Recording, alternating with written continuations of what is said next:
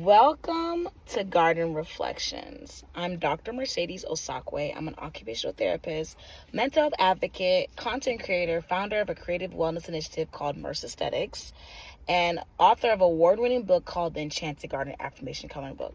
Today's reflection is: some people expected me to stay reachable forever because they never imagined I would outgrow the version of myself they were comfortable with. Sometimes I feel like people are just like attached to not only like basically who you are, but the version of yourself that they constantly had access to. The version of yourself that was always accessible, the version of yourself that always answered, the version of yourself that overextended, the version of yourself that over-explained his or herself, the version who tolerate things they were not supposed to tolerate, a version who didn't set strong boundaries or who made boundaries a little less easier to cross, the version of yourself who was understanding. And then all of a sudden, I won't say all of a sudden, but then like you grow, right? You adapt, you change, and your standards change, and your boundaries change, and your priorities change. You just naturally, in an interesting way, you become like kind of like less accessible, because accessibility typically changes when you do.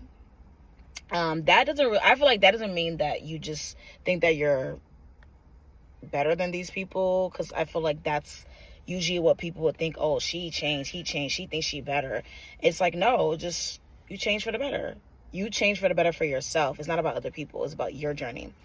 I feel like it really means that you became more intentional about who you are, where you're going, and who gets access to you. And sometimes people will take that personally, like I said before, because the old version of yourself, the old patterns that you had and you displayed, the lack of boundaries that you had, it benefited them in the meantime. And, people will call you arrogant, stuck up, you change, you're different. And possibly that could be the truth, but it's that you grew, and with growth comes change, which is supposed to happen.